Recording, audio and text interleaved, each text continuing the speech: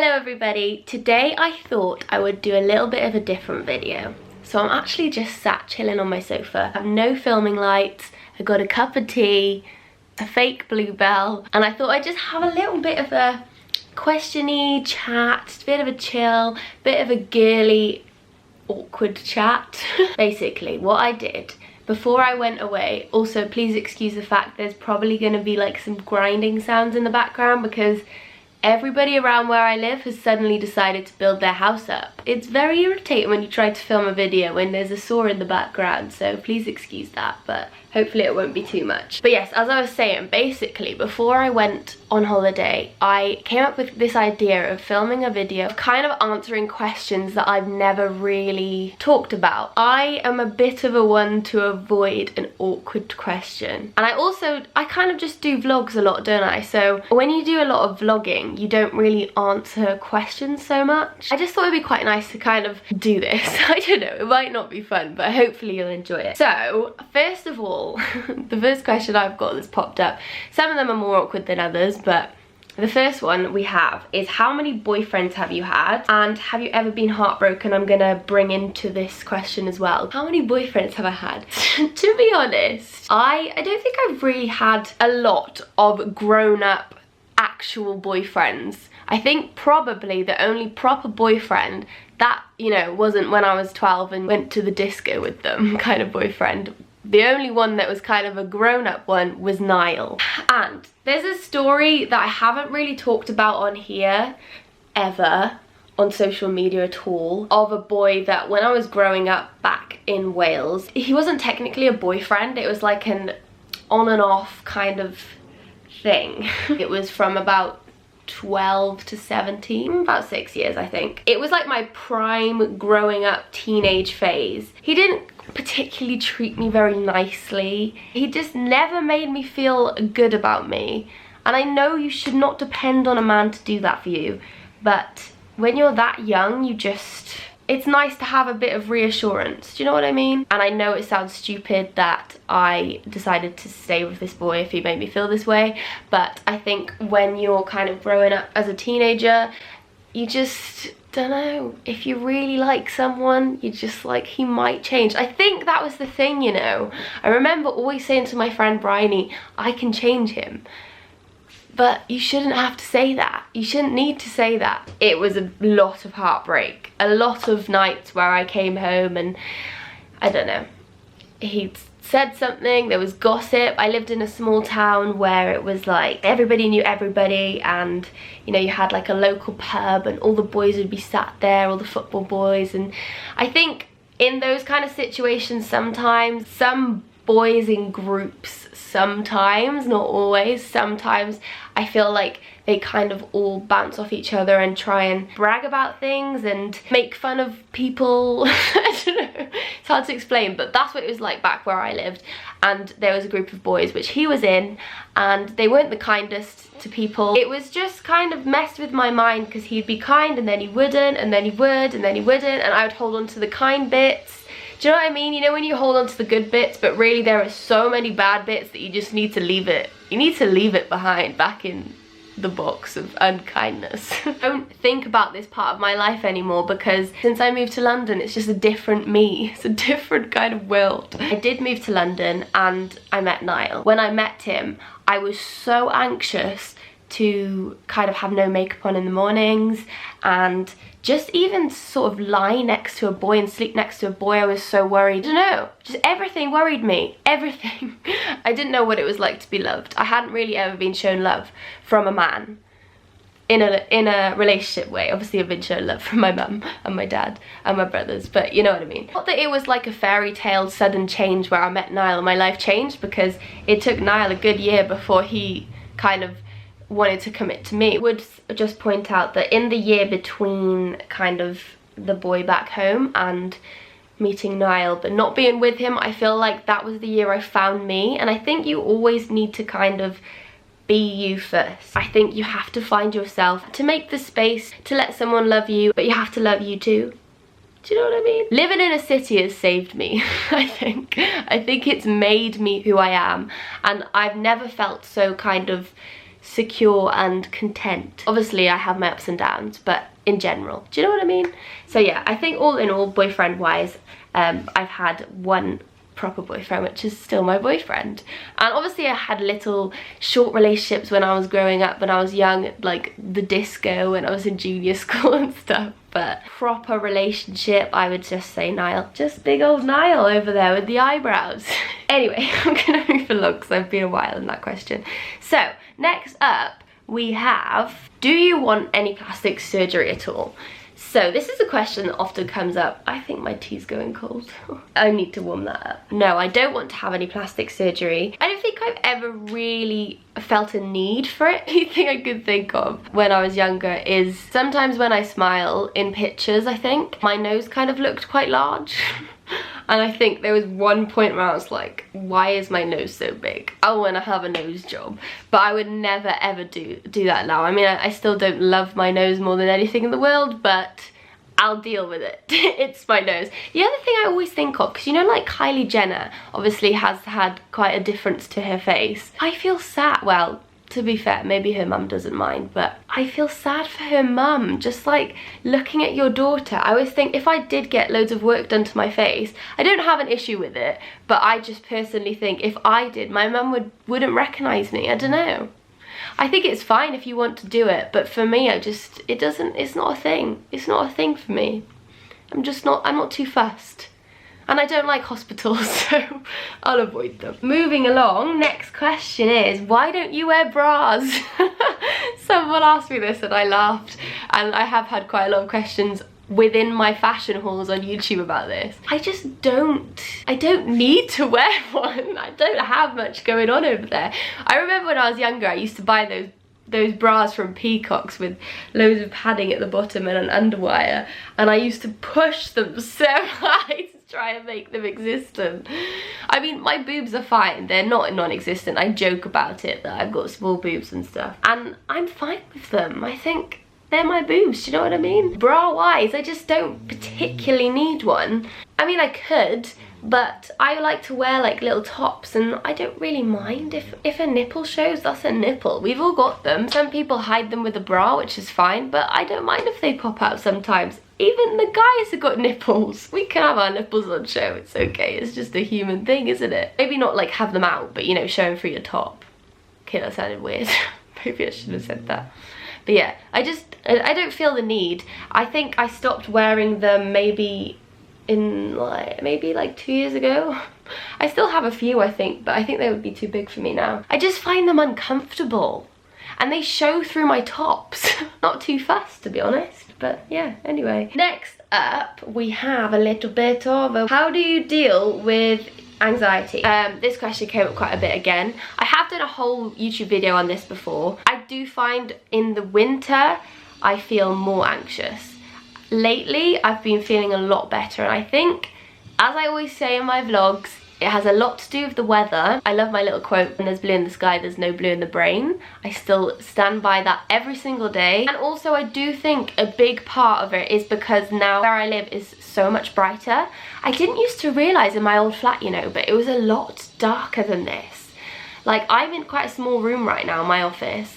My living room is very bright because we've got French doors, but right now, I'm in a little room and it's a lot brighter. I haven't got any lights on right now except the starlight and the lamp, but I haven't got any filming lights, and I'm quite bright, aren't I? I think it has a lot to do with that, so a lot to do with light. I like things to be light, and in the winter it's very grey in the UK. I spoke about in some of my vlogs, I write in my gratitude journal now, which is where you kind of write down sort of positives in your day, focusing on the positives rather than the negatives, and then it kind of sets your brain up for a nice day, and then you kind of fill it in the evening as well, and you go to bed on a positive brain. And I don't know, just being organised with things as well, being active, going to the gym, that helps you with feeling anxious, because I release a lot of things that are caught up in me during that gym session, I find, and just endorphins obviously help too. Baths, I love a good bath. I haven't had a bath so much lately because it's a lot warmer, so in the winter I love a bath. I love putting some candles on, a bit of Netflix on, or a bit of a YouTube, and just hanging out in the bath. Do you know what I mean? With a good bath bomb from Lush.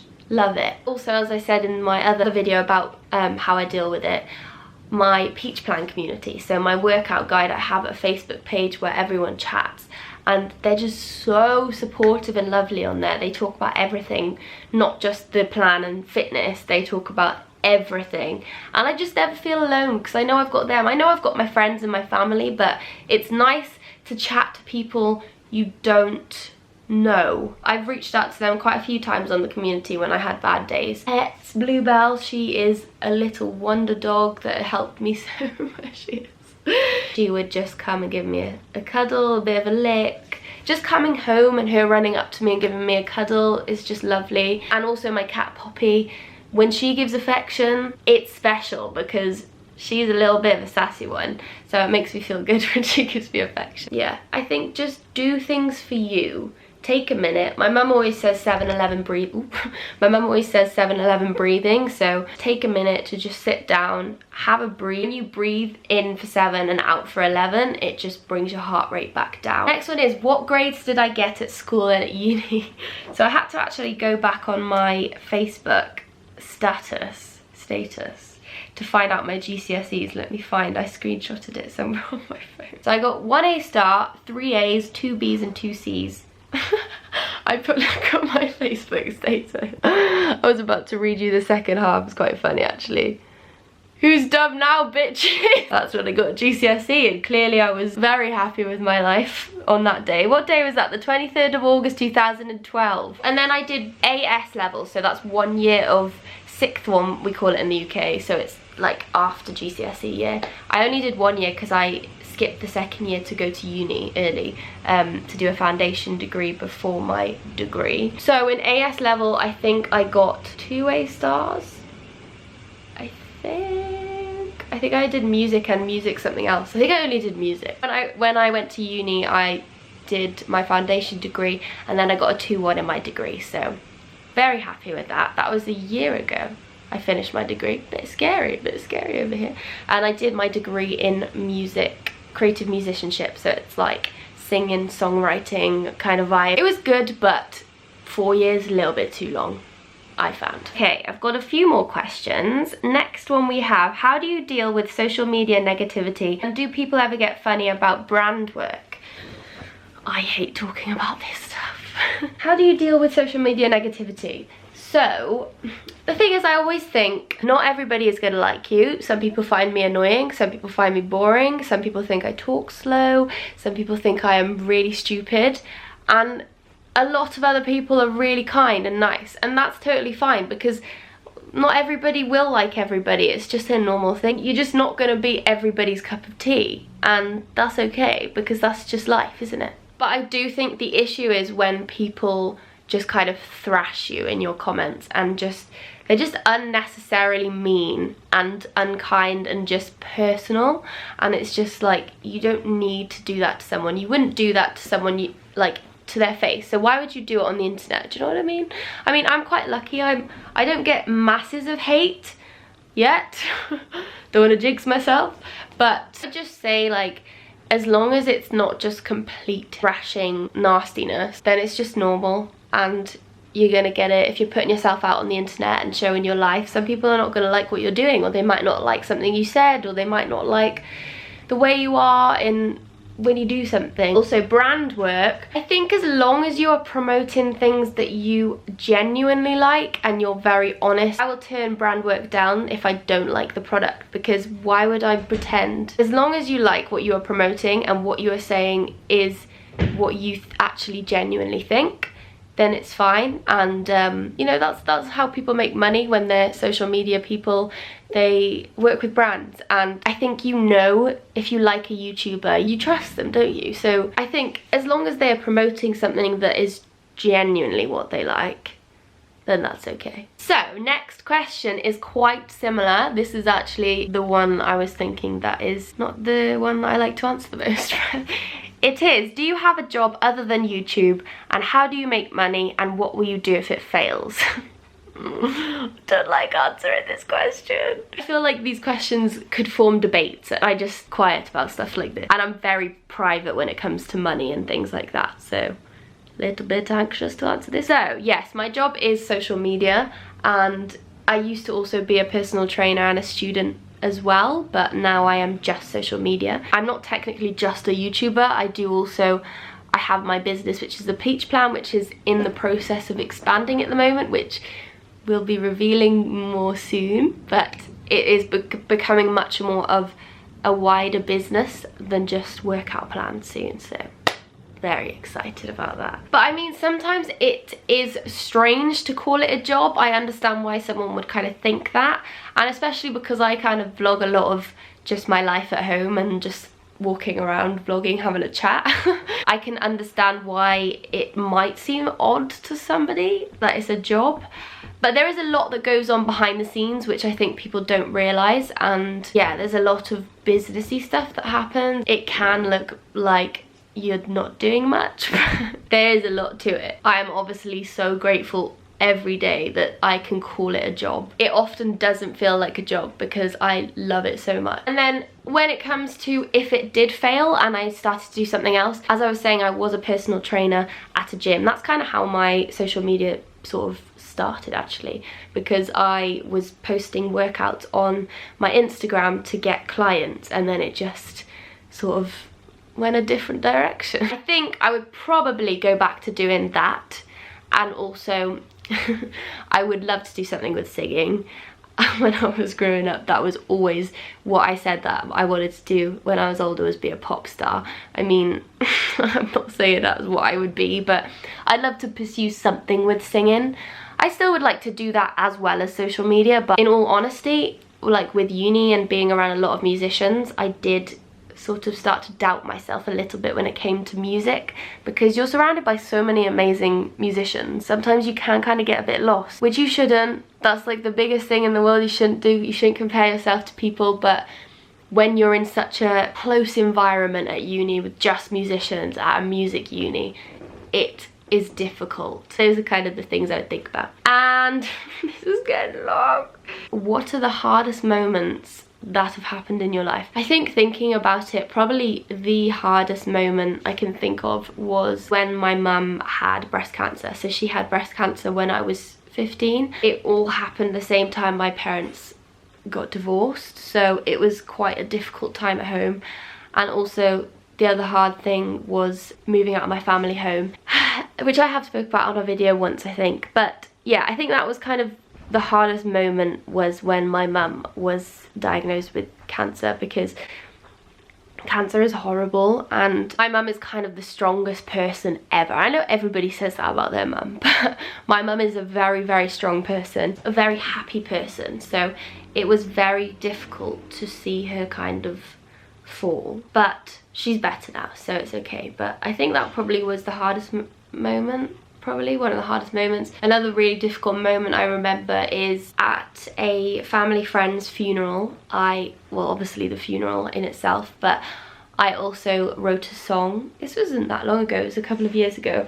I wrote a song for him about our childhood, so we spent a lot of time together when we were little. And the lyrics were very kind of story written, and I sang it at the funeral, which I didn't really kind of take in to account beforehand how difficult that was actually going to be. But I'm so glad that I did it. It was, yeah, it was a very, very, very difficult thing, but I'm very glad that I did do it. Bit of a sad question, that one, wasn't it, Blue? We've got one more question. This one's a little bit more lighthearted. This came up so much, which I was like confused about. What I do to shave down below, and kind of, I think because it's bikini season and I've done a few bikini hauls. Basically, right, my bikini hauls, I shave that morning for those bikini hauls. When I'm actually on holiday, not as smooth, trust me. But yeah, I just shave. And it does get bumpy, and people were like, how does it always look smooth? It doesn't. It doesn't always look smooth, trust me. I'd love to get laser. I was actually talking to my friend about hot waxing, which I'm interested in too, but I'm too lazy. Like, it's only in the summer that I really care about that as well. But anyway, that's all my questions. This was so long. I thought I was going to do this in 20 minutes, but I am so blabbified. This is why I don't do these videos. But you know, it's alright. We only have one once in a while. But I hope you enjoyed it, and I hope that any of my answers weren't offensive. I don't know if they were. I don't know if I'm just overthinking a little bit too much, but I'm just not one for these kind of videos and these kind of questions. They're a little bit, they just form debate, I think. I'm not the best at debating. But anyway, gonna leave it there. Gonna have my cold cup of tea now. But I hope you're having a lovely day, whatever you're doing. And it's a Tuesday, I think this video will be up. Happy Tuesday. Hope you had a good day, having a good day. If it's not Tuesday anymore, I hope you're having a good Wednesday or Thursday. I will hopefully see you in my next video. The next video, I think, is gonna be a foodie video. I haven't done a foodie video for a while, so exciting. And thank you for watching.